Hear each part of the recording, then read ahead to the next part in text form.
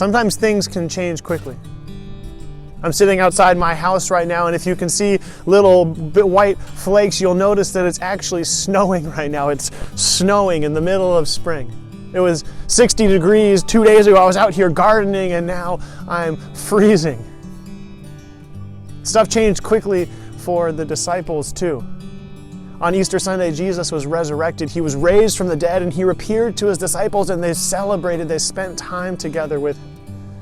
They enjoyed his company. They enjoyed being with him and learning from him and hearing about his kingdom. He was with them for 40 days, and it was a wonderful 40 days for them.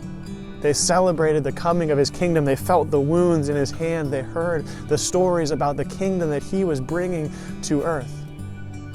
It was a springtime for them. But after 40 days, he told them it was time for him to go. And when he was about ready to leave, he is with them and he says, "Don't leave Jerusalem until the Spirit appears to you." He didn't give them a time frame. He didn't give them things to watch for. He didn't say, "Here's how long it's going to be. Here's how long you're going to wait." He said, "Wait." And he left. And their brief springtime reverted back into winter. The disciples were left in this state of flux. They, like a lot of us are right now, they were waiting. They were told not to leave the city. They weren't sure what was coming. They weren't sure what to expect. Winter returned to their souls. And in this waiting, in their waiting, we see a beautiful picture of how we too can wait on God. They did two really important things. As they were waiting for God, as they were waiting for the next step in the coming of his kingdom, they did two things importantly. They gathered together, they stayed together, they stayed connected, they talked to each other, and they prayed. And we see them praying together. There's this image in Scripture at the start of the book of Acts where the disciples are together with the 12 of them and then the other followers. There were men and women, all these people who had been followers of Jesus. They are gathered together and they are praying to God and they are rejoicing and celebrating who God was together. But it was a hard season. It was a season of waiting.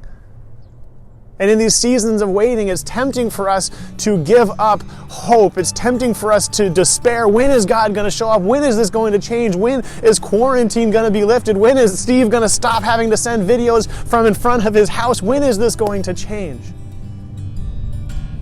There's a temptation in all of us to despair in these points, but our call is to be people of hope. Jesus says that he will never leave us nor forsake us. God says he is with us until the end. He says he is always eternally with us, that he will be for us, that nothing can stand against us, that no sickness, no hardship, no famine can separate us from God's love. That is the promise that we have.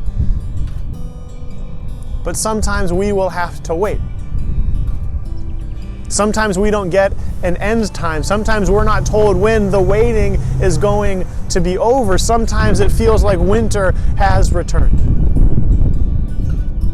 In those moments, we need to stay connected to each other. Gather together as a community like we are now.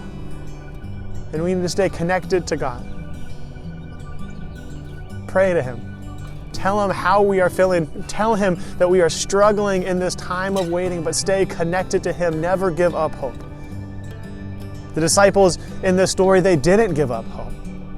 They stayed together for as long as it would take. They stayed together and they prayed. And after 2 weeks, something incredible happened. On the day of Pentecost, which is this huge Jewish holiday, everyone had come to the city of Jerusalem. Jesus said, "Stay here." Everyone came to them. Millions of people descended on Jerusalem for this holiday, this celebration of Pentecost. And while they were there, they were gathering in this house, praying together. And they were there, and it says the Spirit came on them like a wind, and there was fire above their heads. And all of a sudden, people were gathered from every nation who spoke all kinds of languages, where they started talking in every single language. They were speaking French and German and Spanish and Chinese, and they were talking, and every person heard them in their own language, and they heard the good news of Jesus Christ.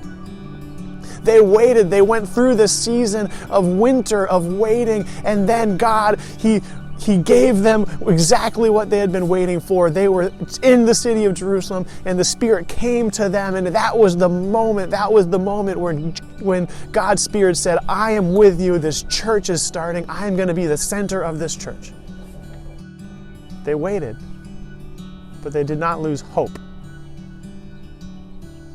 And God showed them that in our waiting, He is there. And at the end of our waiting, He is going to move. He is going to move powerfully. And He is going to move powerfully to further His kingdom. Friends, in the midst of our waiting, let's wait in anticipation, knowing that God is going to move. God is going to do something big in this time as we wait together.